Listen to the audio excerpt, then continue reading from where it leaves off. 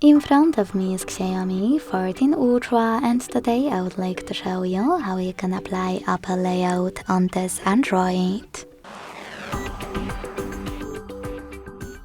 Begin by opening Play Store and getting free app called iOS Launcher 16 from Launcher Studio Developer. When it's ready, open it. Then hit Get Started. Choose I agree to terms and conditions and tap on Continue twice. Then click while using the app or only this time. Select Allow and close an ad. Now you can manage all of those options or click on Set as Default at the top and simply choose iOS Launcher right away. Then wait.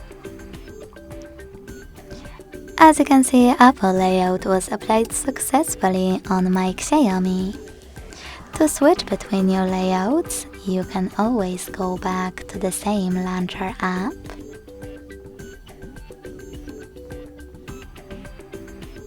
Hit Set as Default and tap on System Launcher. Thanks so much for watching. If you enjoyed this video, don't forget to leave a like, comment and subscribe. Bye!